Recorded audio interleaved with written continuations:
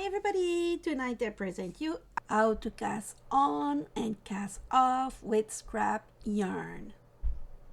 First we start by casting on the machine, starting by the black needle, one in the back, one in the front for the first row, using some yarn that we will remove at the end. And for this time I will call it scrap yarn. So I put that in the middle of the yarn feeder on the top.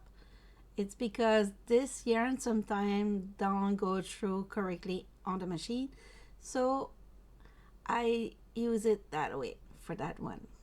But you could use that for all your yarn too. It's up to you.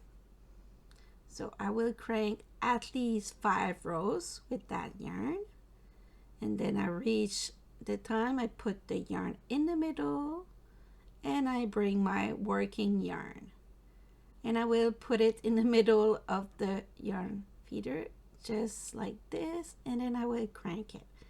I will not attach those two colors together because we will remove the scrap yarn at the end, the white.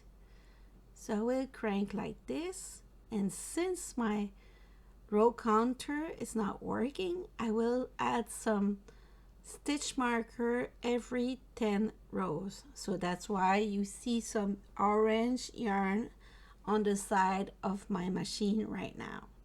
So I keep cranking till I reach 10 rows. I add it on my black needle and I will crank like that for another 10 rows till I reach the amount that I need.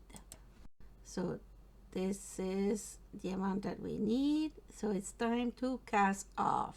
To cast off, I will need another color for the scrap yarn. In this case, the beige. So I will crank it like this till I reach at least 5 rows. As you could see, the project change is because I didn't have the video on when I did it, so I just added to make sure you understand what I was doing. So now it's time to remove it from the machine and stretch it.